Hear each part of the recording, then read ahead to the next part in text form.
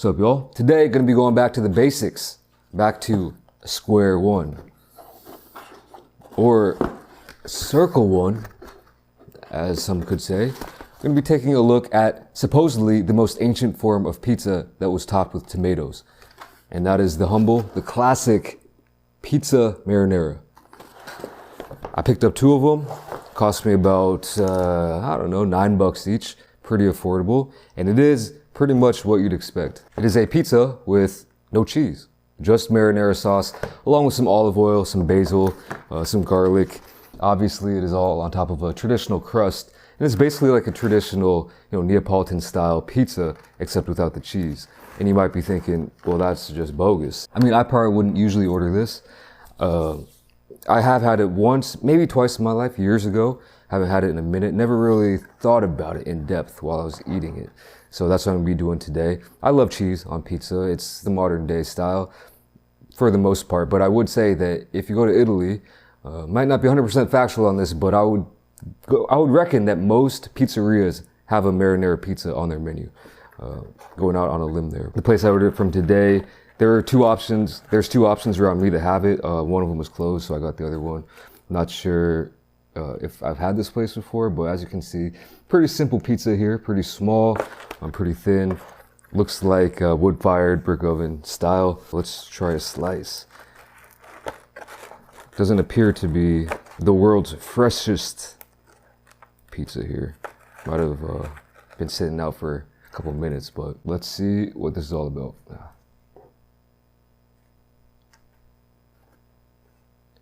Going in.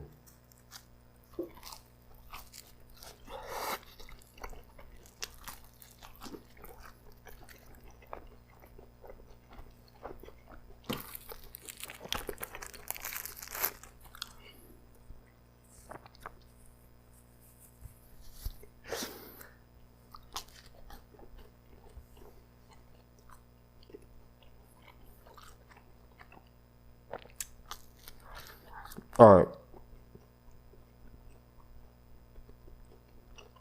This right here, as a pizza man, I have to respect this. You got to. Apparently this has been around since like the 1700s. Legend has it 1734.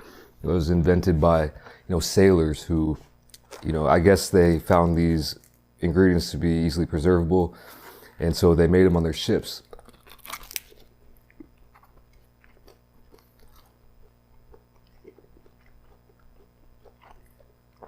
I'm guessing cheese wouldn't last too good on a ship.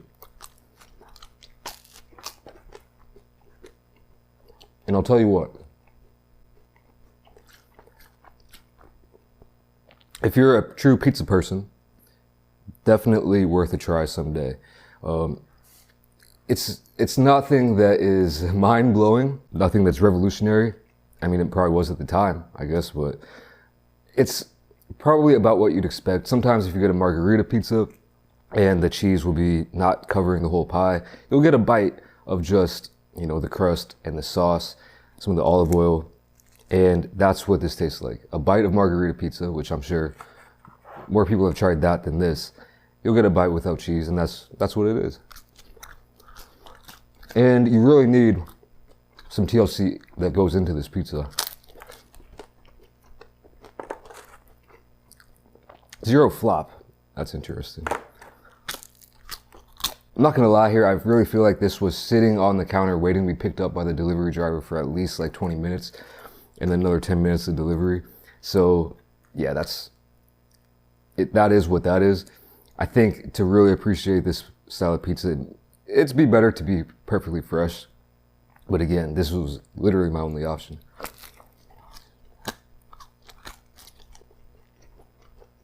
It makes you think about the basics a little bit more.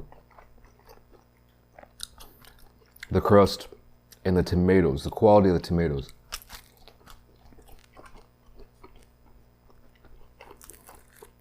And I'll tell you what, I'm gonna go out on a limb and say this is healthy. For me, for my diet, this is super healthy, man.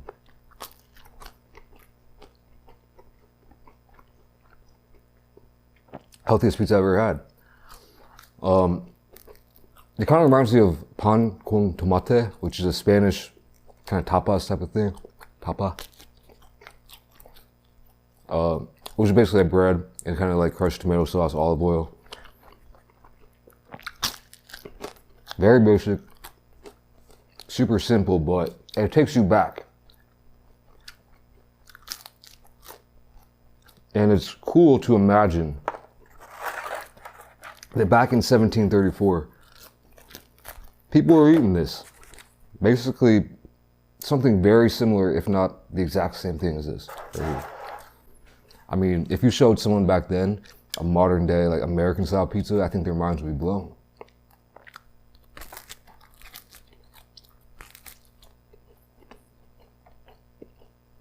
The true origins of pizza, I'm pretty sure, are a little bit debated on,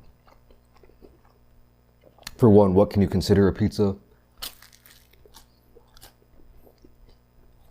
I mean, if you take like a flatbread type of thing and put anything on it, could that be a pizza? So if you do call that a pizza, maybe it dates back thousands of years perhaps, but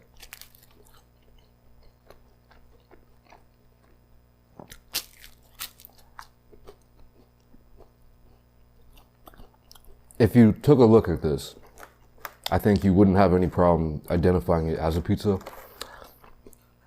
And that's interesting to me that, to be honest with you, it's only, what, 300 years old?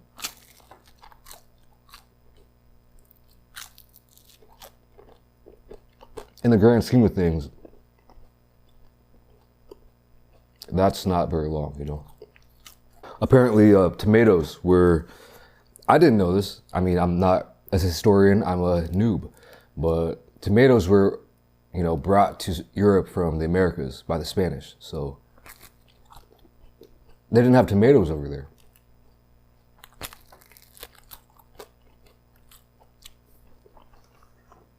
Which is kind of crazy.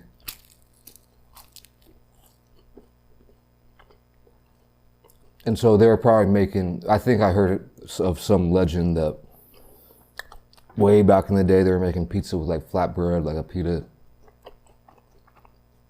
like some figs, maybe some cheese.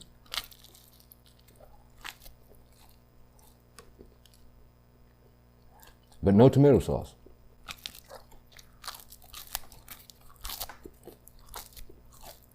And you know, I'm glad that they threw this together. I think about 100, 150 years later, they threw mozzarella or cheese on top, and we got the modern day margherita pizza. But like, you know, if things went a little bit differently, this, or pizza in general, might not really be a thing. Or it might be not as popular as it is today. You never know. I mean, at least me, I kind of think about how technology has advanced over the years, but you never really think about how food kind of advances. I mean, some technology becomes popular and then obsolete, and you never hear it again, but it advances the world, I guess. And, you know, food might be the same way. We might be not eating pizza in 1,000 years, which is hard to think about. I would say, it's just my gut reaction is pizza will be around forever, you know? But if you think about it that way, then it's kind of crazy that pizza was invented only like a couple hundred years ago, and then it like will be around for millions of years in the future.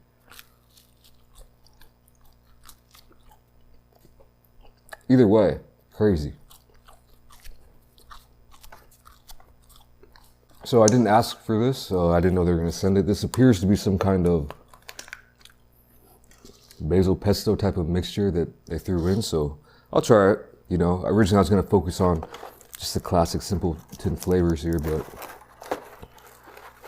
since they gave it to me.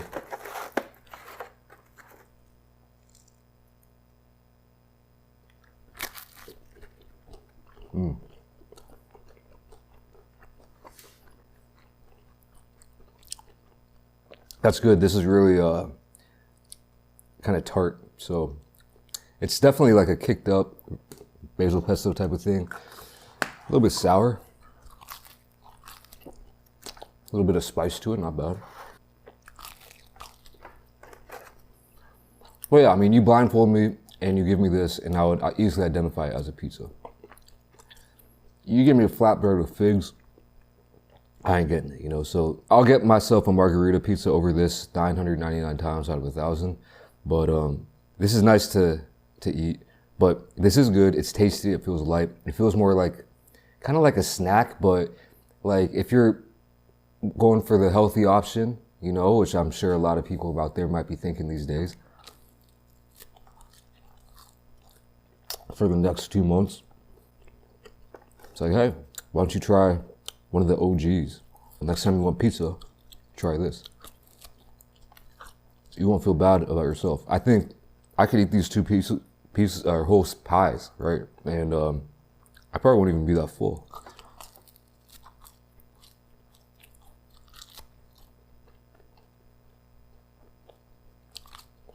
One thing I do love about this pizza and other pizzas, not necessarily all like Neapolitan style pizzas, but a lot of them have this bright red sauce, and it's not overly cooked. You know, you see a lot of pizza recipes where they're just cooking the sauce separately, and then they're putting it on the pizza and then cooking it again. And I think a lot of times with this style of pizza, you're going to be using, you know, fresh tomato sauce, putting it on the pizza, just blasting it for a minute or, you know, 2 minutes, whatever, however hot you got your oven. And so it's not getting like overly nuked and cooked, and it's still got that tanginess, that sweetness, that brightness to it, which I'm a big fan of. Mixed with the garlic in here, the herbs. I like this. I'm enjoying this quite a bit.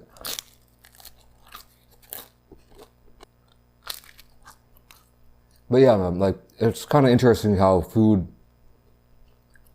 changed with, you know, with technology, I guess. You know, they didn't have tomatoes in Europe.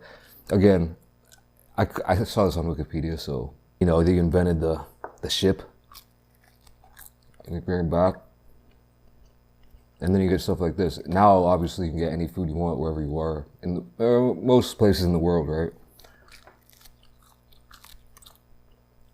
And I assume that it will stay like that for the most part. Like, you're not going to be limited to food based on your region, but you kind of wonder, like, what other next food inventions are there going to be? What is the next pizza?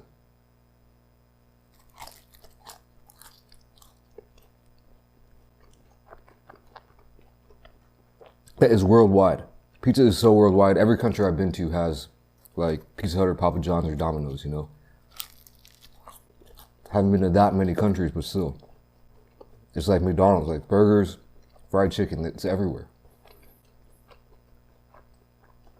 Which is real crazy to think about, how it's just palatable for for most peoples.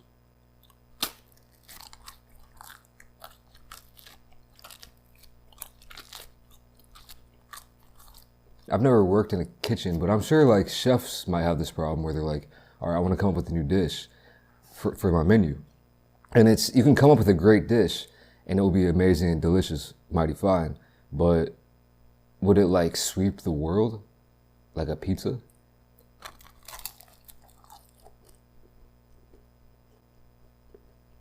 It's funny how some foods do that and some don't. And again, like, what will the next thing be that just takes over for hundreds of years? That hasn't been invented now. I'm guessing if it is like a pizza, it'll be like a variation of something. But my brain just can't imagine what that could possibly be. Like I don't know. It's crazy.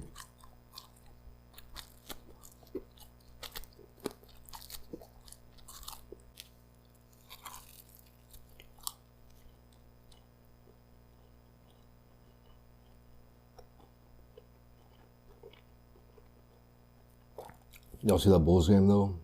God dang.